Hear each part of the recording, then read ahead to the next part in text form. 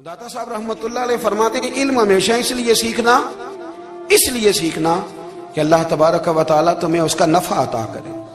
और फिर आगे बढ़ते हैं तो आप फरमाते हैं जब इल्म सीख लो तो फिर ना अल्लाह रसूल से इश्क करना, फरमाते हैं फिर नमाजें पढ़ना आसान हो जाएगा, रोजे रखना आसान हो जाएगा, कुरान मजीद पढ़ना आसान, मोहब्बत करना। और आपने मिसाल दी, जहां भी कोई बात समझाते हैं एक मिसाल देते हैं, मिसाल दी। फरमाने लगे हजरत अब्दुल्लाह इब्न मुबारक रहमतुल्लाह ताला अलैह फरमाते हैं मैं शुरू में एक औरत पे आशिक हो गया था, समझाने के लिए बात करते हैं, आशिक हो गया था एक औरत पे, तो मैंने शाह की नमाज उसके मोहल्ले में जाके पढ़ी। चूंकि मेरा मजहबी घराने से ताल्लुक था, नमाज में पढ़ता था, तो इमाम साहब जो थे ना, ये दाता साहब ने लिखा है कश्फुल माजूब, इमाम साहब ने ना आयात जरा लंबी पढ़ी, तो मेरे दिल में ख्याल आया कि मौलाना आप तो फारिग हैं, तो हमें तो और भी काम है। तो कहते हैं नमाज से फारिग होकर मैं उसके घर के चक्कर लगाता था, सारी रात घूमता रहता था। वो चंद लम्हों के लिए छत पे आती थी, दो एक बात करती थी, चली जाती थी। हद ये है कि मुझे कभी उस पर गुस्सा भी नहीं आया और उसका इंतजार करके कभी मैं थका भी। ये दाता साहब लिख रहे हैं। हजरत अब्दुल्लाह इब्न मुबारक फरमाते हैं एक रात में गया, इसी तरह मैंने नमाज पढ़ी, फिर मैं उसके घर गया। मैं सारी रात, सर्दियों की ठंडी रात, 11-12 घंटे उसके घर का तवाफ करता रहा, माज़अल्लाह चक्कर लगाता रहा। आधी रात को सहरी के वक्त वो छत पे आई 1 मिनट के लिए और कहने लगी घर में मेहमान बहुत ज्यादा हैं, आज बात नहीं हो सकेगी। हजरत अब्दुल्लाह इब्न मुबारक फरमाते हैं कि मैं जब वापस लौटा तो ना मुझे उस पर गुस्सा था, ना मुझे थकावट थी, बल्कि मेरे दिल के अंदर उसके लिए मोहब्बत बढ़ रही थी। मैं कह रहा था कितनी अच्छी है बेचारी, इतने राश में भी और इतनी मजबूरी में भी 1 मिनट के लिए छत पे आई है, फिर भी मुझे उससे प्यार बढ़ रहा था। कहते हैं जब मैं थोड़ा आगे बढ़ा तो फजर की अजान हो रही थी, यकदम मेरे अंदर से आवाज उठी। मैंने कहा अब्दुल्ला, अगर तू एक औरत के लिए सारी रात खड़ा रहता है, ना थकावट होती है, ना गुस्सा आता है, बल्कि प्यार बढ़ता है, अगर औरत के लिए बंदा खड़ा रह सकता है तो रब रसूल के लिए भी खड़ा रह सकता है। फिर तरावी पढ़ना कोई इतना मुश्किल काम नहीं है, फिर तहज्जुद के लिए उठना कोई मुश्किल काम नहीं है। शर्त यह है कि प्यार हो जाए।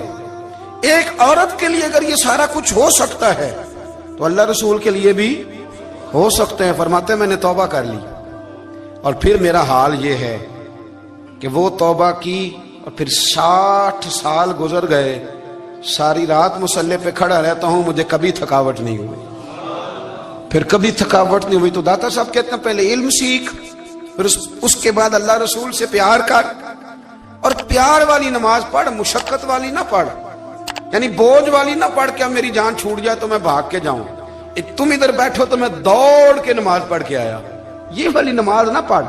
फिर तू आया तो फिर ज़ौक पैदा कर, फिर तेरे अंदर शौक हो, फिर तू तवानाई वाला जज्बा रखे दीन के मामले में। दाता साहब ने एक बुजुर्ग की बात लिखी है जो ताबी है, ताबी उसको कहते हैं जो सहाबा के शागिर्द होते हैं। एक बुजुर्ग की बात लिखी जो ताबी हैं, वो फरमाते हैं कि उन बुजुर्गों का तरीका यह था कि वो लोगों से छुप के ना पहाड़ के पीछे इबादत करते थे, और पोजीशन उनकी ये थी कि किसी से मिलते नहीं थे, बिलखुसूस फजर की नमाज से लेकर असर की नमाज तक बकरियां रखी हुई थी, उनको चराते रहते थे फुरात के किनारे और नफल पढ़ते रहते थे। उस वक्त को मिलने भी नहीं आता था। एक शख्स बड़ी दूर से उनकी शोहरत सुन के आया, मैंने तो मिलना है। लोगों ने कहा वो इस वक्त नहीं मिलते, नाराज होते हैं। उसने कहा अल्लाह का बंदा है ना, नाराज हो भी जाएगा तो लंबा नाराज रहेगा नहीं, अल्लाह वाले जल्दी राजी हो जाते। पहुंच गए। अब वो बाबा जी नमाज पढ़ रहे थे तो कहते मैंने अजीब मंजर देखा कि बाबा जी फुरात के किनारे नमाज पढ़ रहे हैं और एक भेड़िया उनकी बकरियों की हिफाजत कर रहा है। कहते मैं हैरान रह गया कि भेड़िया तो बकरियां खाया करता है और यहाँ चरा रहा है।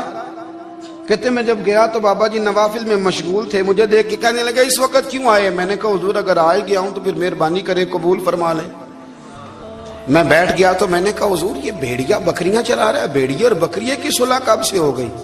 तो फरमाते हैं लंबी तकरीर नहीं, हल्का सा जुमला। फरमाने लगे जब से बकरियों के मालिक ने रब से सुलह कर ली है ना, तब से भेड़ियों ने भी बकरियों से सुलह कर ली है। बकरियों के मालिक ने रब से सुलह कर ली, गुनाह छोड़ दिए, उसकी फर्माबरदारी में आ गए। अब फिर उसे बकरियां चलाने की जरूरत नहीं रही। बकरियां ना अब بھیڑیا چراتا ہے. کہتے ہیں میرے اوپر کپ کپی طاری ہو گئی بزرگوں کی بات سن کے, اور مجھے پیاس لگی اور خواہش آئی کہ پتہ نہیں اب بابا جی کچھ کھلائیں پلائیں گے بھی کہ نہیں, بابا جی کچھ کھلائیں گے بھی کہ نہیں. کہتے میرے دل میں خیال تھا تو بزرگوں نے نا ایک لکڑی کا پیالہ, ان کے پاس وہ غار میں بیٹھے تھے تو ایک چھوٹا سا پتھر تھا, اس کی ڈھلان بنی ہوئی, بابا جی نے اس کے نیچے لکڑی کا پیالہ رکھا, وہ رکھا ہی تھا تو وہ دودھ سے بھر گیا. کہتے انہوں نے مجھے دیا تو ٹھنڈا اور میٹھا دودھ, میری طبیعت خوش ہو گئی. بابا جی نے دوبارہ وہی پیالہ اسی جگہ رکھا تو شہد سے بھر گیا. 1000 سال پہلے داتا صاحب لکھ رہے ہیں.